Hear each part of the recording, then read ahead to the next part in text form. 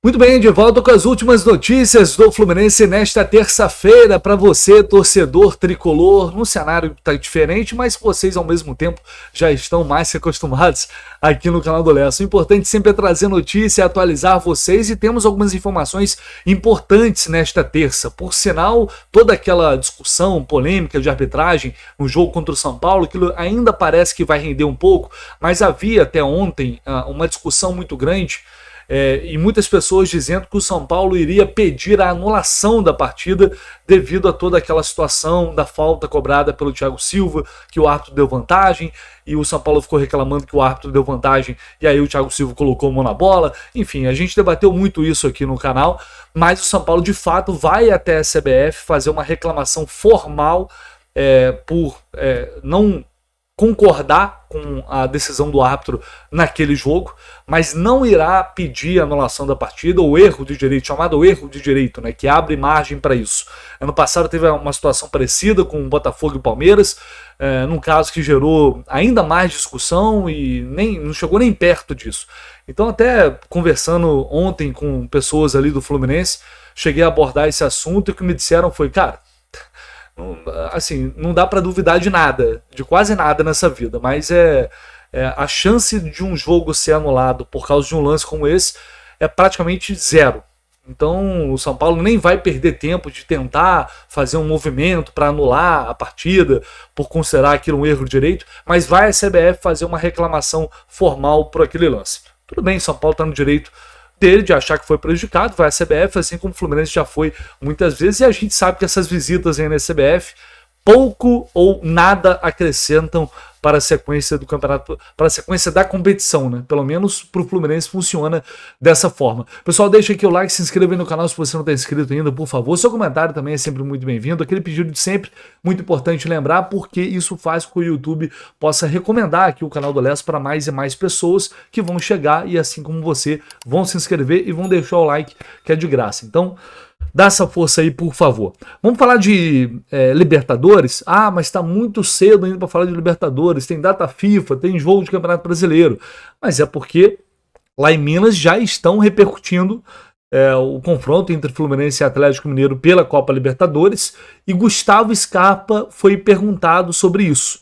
A gente sabe que quando os confrontos foram definidos, não as quartas de final, mas o chaveamento ali da Libertadores, a gente sabe que o Fluminense estava numa situação totalmente diferente, né? Essa que é a realidade. Brigando lá embaixo, na zona do rebaixamento, o Atlético ainda estava num bom momento, o Milito não estava sofrendo tanta pressão assim, e agora a realidade é outra, a gente sabe disso, né? O Fluminense está vivendo um outro momento, é um time muito mais competitivo, muito mais forte, é o que eu venho falando, né? Pensando nesse confronto mata-mata, o Fluminense tem totais condições de eliminar o Atlético e avançar, e eles sabem que agora a situação é totalmente diferente. E o Scarpa, inclusive, falou isso numa entrevista a Itatiaia. Ele respondeu o seguinte, falando sobre Thiago Silva, primeiramente, né? Ele disse aqui, sem dúvida nenhuma, o Thiago Silva foi essencial para essa... Vou até trocar aqui para ficar mais fácil a visualização para vocês. Pronto.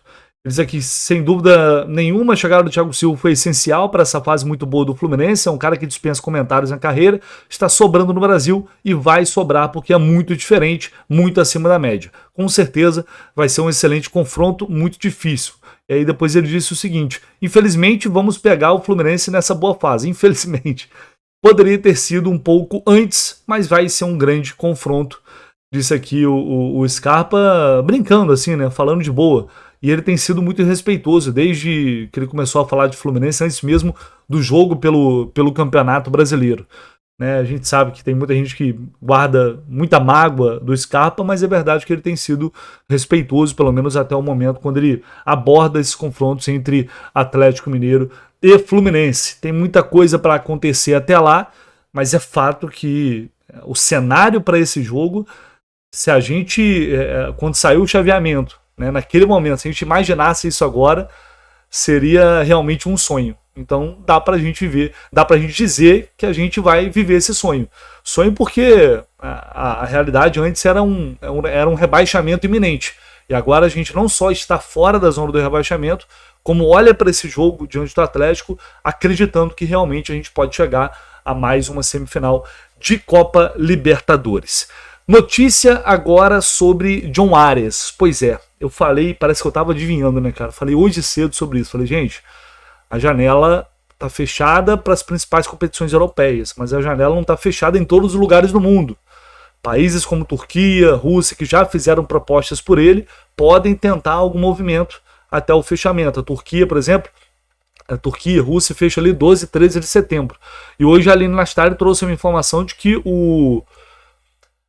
o Galatasaray fez uma nova investida para contar com o Arias agora de 12 milhões de euros, cerca de 75 milhões de reais. Lembrando que eles já tinham feito uma proposta anterior de 10 milhões de euros que o Fluminense recusou.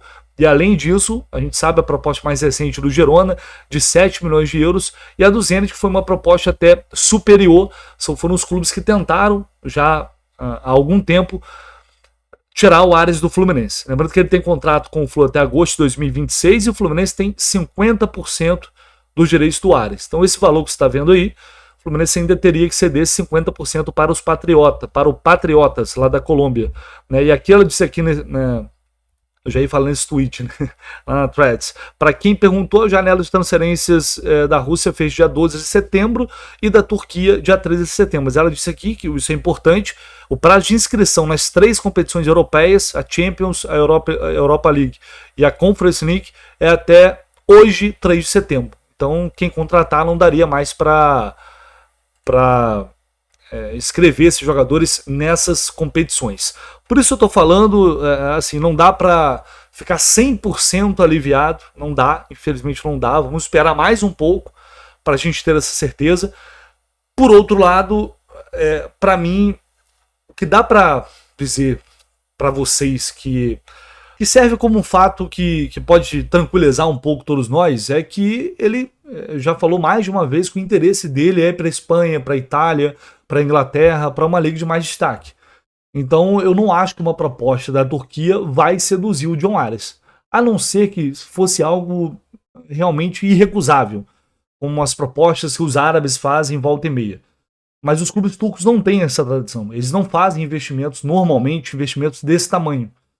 Então acho improvável o Galatasaray chegar, não toma aqui agora, 20 milhões de euros o Fluminense. 20 milhões de euros é uma proposta que o Fluminense certamente iria avaliar, aí depende do jogador também, se ele aceitaria o que seria proposto a ele ou não. Mas acho improvável que um clube turco faça isso. Um clube russo, um Zenit da vida, é meio perigoso, mas eu não sei como é que eles estão em relação à formação de time. Quem acompanha o futebol russo talvez tenha uma noção melhor, eu realmente não estou acompanhando. E a questão dos times árabes, que é o que me preocupa de fato. Me preocupa mais do que os turcos. Eles vão ameaçar, eles vão sondar, talvez tentar convencer o jogador, oferecendo muito dinheiro para o jogador, mas inicialmente a intenção do Arias era ir para uma liga de mais destaque. Então vamos nos apegar a isso para que de fato a gente tenha o nosso colombiano aí, no mínimo, até o final do ano. Depois a gente não sabe o que vai acontecer, é outra situação, é outra história. Já falei, para mim é contrato vitalício para John Arias, mas não depende da gente, não está no nosso controle, depende do jogador. Vamos ver o que vai acontecer. Galera, deixa aí o seu like, se inscreve aí no canal, por favor, não se esqueça, tá? Seu comentário também é sempre muito bem-vindo e assim que possível a gente volta com mais informações. Um abraço.